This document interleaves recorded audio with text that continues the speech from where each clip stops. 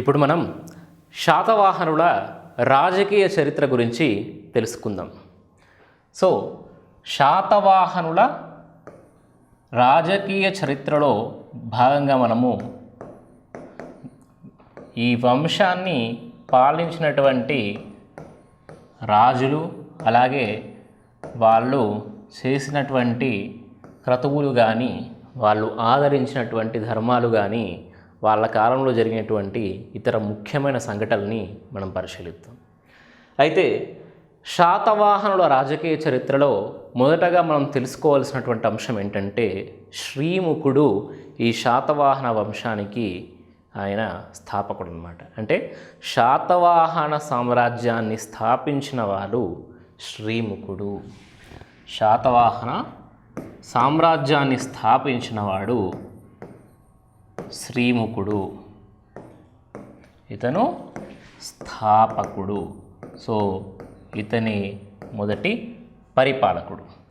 మనకి తెలంగాణలోని ప్రాంతాలైనటువంటి ఇక్కడ మనం చరిత్రకారుల విశ్లేషణని పరిశీలించినట్టయితే ఈ సాద్వాహన అనేటటువంటి పేరు, అలాగే శ్రీముఖుడు అనేటటువంటి పేరు, ఈ రెండు కూడా ఒకే వ్యక్తికి చెందినటువంటి పేర్లు అని అజయమిత్ర శాస్త్రి గారు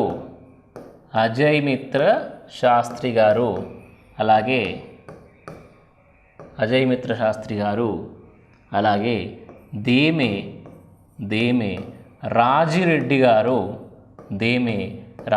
గారు వాళ్ళు చెప్పారనమాట. ఈ చరిత్రకారులు సాద్వాహన అనేటటువంటి పేరు, శ్రీముఖుడు అనేటటువంటి పేరు, ఈ రెండు కూడా ఒకే వ్యక్తికి సంబంధించినవి అని మనకి అజయమిత్ర శాస్త్రి గారు, దేమే రాజిరెడ్డి గారు చెప్పడం జరిగింది. మనకి పురాణాల్లో 30 మంది శాతవాహన చక్రవర్తుల గురించి మనకొక జాబితా లభిస్తూ ఉందన్నమాట. ఇందులో భాగవత పురాణము, భవిష్య పురాణము, వాయు పురాణము, మత్స్య పురాణాల్లో శాతవాహనులకు సంబంధించినటువంటి ఆధారాలు మనకి కనిపిస్తున్నాయి. దీనిలో ఇదే పురాణాల్లో శ్రీముఖుడికి సంబంధించినటువంటి ఆధారాలని మనం పరిశీలించినట్టయితే ఈ పురాణాల్లో శ్రీముఖుడు అంటే ఈ శాతవాహన సామ్రాజ్య స్థాపకుడైనటువంటి శ్రీముఖుడు కన్వ వంశానికి చెందినటువంటి సుశర్మని ఓడించి చంపేశాడు అని మనకి తెలుస్తుంది. కన్వ వంశానికి చెందినటువంటి సుశర్మను ఇతను ఓడించి వధించాడు అని మనకి తెలుస్తుంది. అయితే ఇదే ఆధారాల దగ్గర మనకి ఈ శ్రీముఖుడికి సింధకుడు అనేటటువంటి పేరు, అలాగే బలపుచ్చకుడు,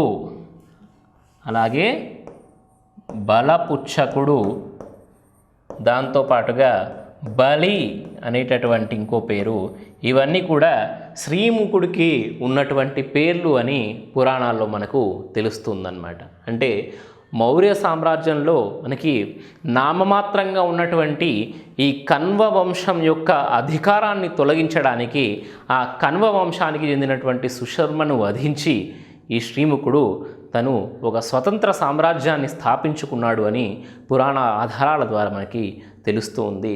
ఆ పురాణ ఆధారాల్లోనే శ్రీముఖుడికి సింధకుడు అని, బలపుచ్చకుడు అని, బలి అని 3 రకాల పేర్లు ఉన్నాయని కూడా మనకి ఈ పురాణాల ఆధారాల్లో తెలుస్తుందన్నమాట. దీంతో పాటుగా కోటిలింగాలలో లభించినటువంటి శ్రీముఖుడి నాణేలు మరికొంత సమాచారాన్ని మనకి తెలియజేస్తూ ఉన్నాయి. కోటిలింగాల అనేది శ్రీముఖుడు శాతవాహన సామ్రాజ్యాన్ని స్థాపించినప్పుడు అది దాని యొక్క రాజధాని. అంటే కోటిలింగాల తరువాత ఈ రాజధానిని ప్రతిష్టానపురానికి మార్చారు. తర్వాత ఇదే ప్రతిష్టానపురాన్ని పైఠాన్ అని కూడా పిలుస్తారు. ఇది మహారాష్ట్రలో ఉంది. అలాగే ధాన్యకటకానికి మార్చారు. ఈ ధాన్యకటకం అనేది ప్రస్తుతం ఆంధ్రాలో ఉంది. సో కోటిలింగాలు అనేది వీరి మొదటి రాజధాని. ఈ కోటిలింగాలలో దొరికినటువంటి నాణేల్ని మనం పరిశీలించినట్టయితే దీంట్లో కూడా మనకి మరో 3 పేర్లు మనకు లభిస్తూ ఉన్నాయి.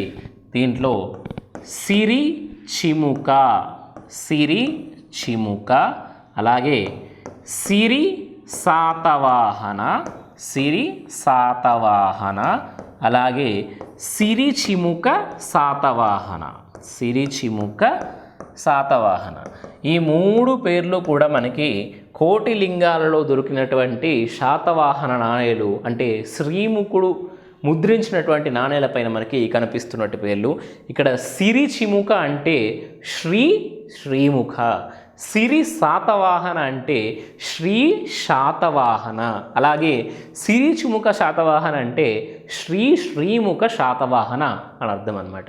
అంటే ఆనాడు పలికినటువంటి ఉచ్చారణ పరంగా ఇలాంటి పేర్లు మనకు నాణేలపైన ముద్రించబడ్డాయి. అంటే కోటిలింగాలు అనేది శ్రీముఖునికి లేదా శాతవాహన సామ్రాజ్యానికి మొదటి రాజధాని అని చెప్పడానికి ఇలాంటి ఆధారాలు మనకు ఉపయోగపడుతూ ఉన్నాయన్నమాట. వీటితో పాటుగా శ్రీముఖుడు గురించినటువంటి మరికొన్ని ఆధారాలు మనకు శాసన రూపంలో కూడా లభించాయి. దాంట్లో అతి ముఖ్యమైనది నానేఘాట్ ప్రతిమా శాసనము. వీటితో పాటుగా శ్రీముఖుడికి సంబంధించినటువంటి ఆధారాలు మనకు శాసనాల్లో కూడా లభించాయి. దాంట్లో అతి ముఖ్యమైనది నానేఘాట్ ప్రతిమా శాసనము, నానేఘాట్ ప్రతిమా శాసనము. ఈ నానేఘాట్ ప్రతిమా శాసనాన్ని శ్రీముఖుడి యొక్క కోడలు వేయించింది. ఆమె పేరు నాగానిక. శ్రీముఖుడికి ఉన్నటువంటి కొడుకుని మొదటి శాతకర్ణి అంటాము. ఆ మొదటి శాతకర్ణి యొక్క భార్య పేరు నాగానిక లేదా నయనిక, నాగానిక లేదా నయనిక. ఈమె ఈ నాసిక్ శాసనాన్ని వేయించిందన్నమాట. సో ఈ నాగానిక లేదా నయనిక వేయించినటువంటి ఈ నానేఘాట్ ప్రతిమా శాసనంలో మనకి శ్రీముఖుని యొక్క బిరుదు రాయసిముక శాతవాహన సిరిమతో అని రాసి ఉంటుంది. నాగానిక లేదా నయనిక వేయించినటువంటి ఈ నానేఘాట్ ప్రతిమా శాసనంలో శ్రీముఖుడి యొక్క పేరు రాయసిముక శాతవాహన సిరిమతో అని రాసి ఉంటుంది. ఇక్కడ రాయ అంటే రాజా అని, సిముక అంటే శ్రీముఖ అని, శాతవాహన సిరిమతో అంటే శ్రీమత్ శాతవాహన. సో ఇది శ్రీముఖుడి యొక్క బిరుదు దాంట్లో. అయితే మనము అతని యొక్క పరిపాలన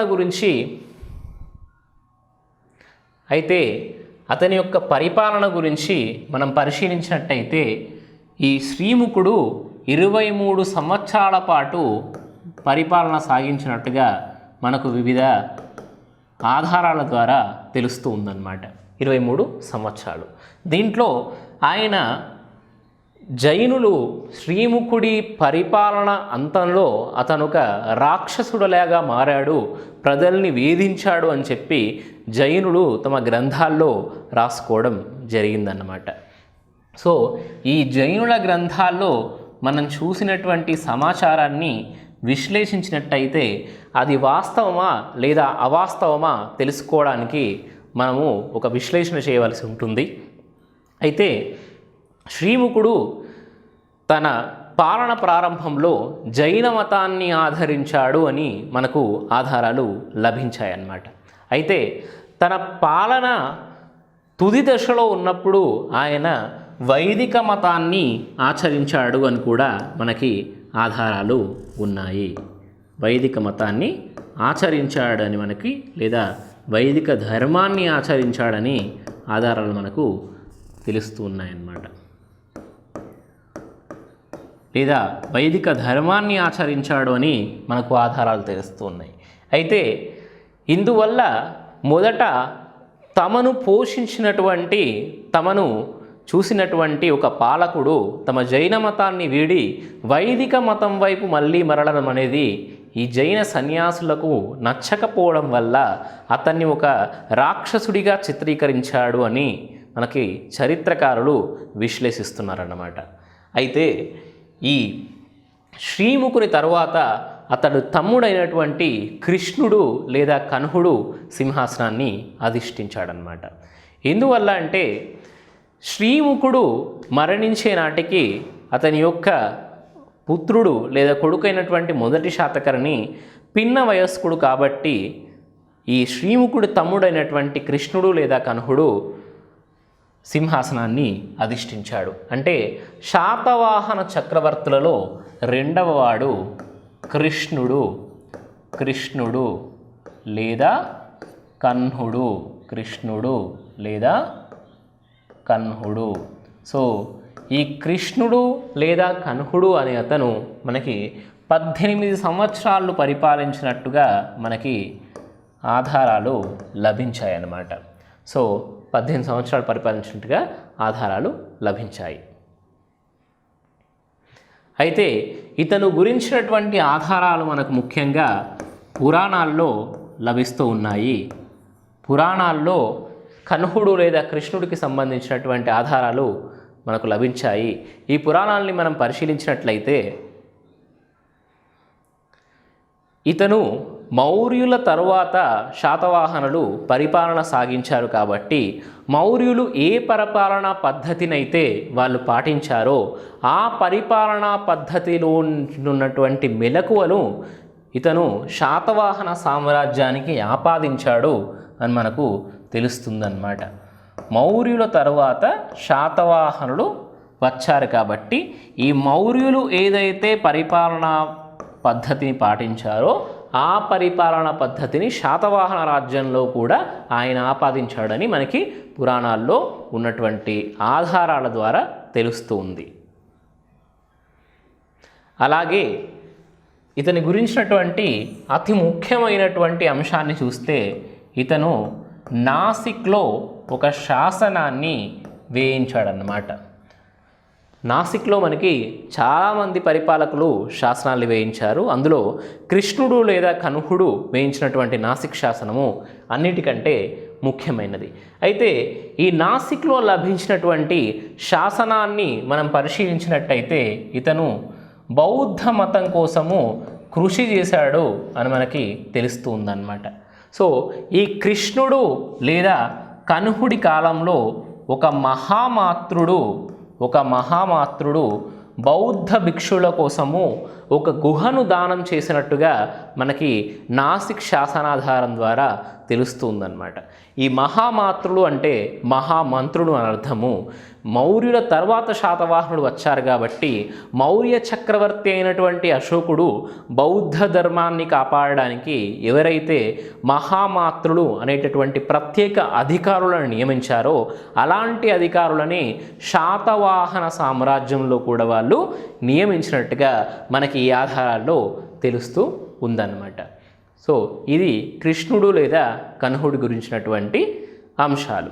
ఈ కృష్ణుడు లేదా కన్హుడి తర్వాత మళ్ళీ శ్రీముఖుడి కొడుకైనటువంటి మొదటి శాతకర్ణి సింహాసనాన్ని అధిష్ఠించి శాతవాహన రాజ్యానికి 3వ పరిపాలకుడిగా మారాడన్నమాట.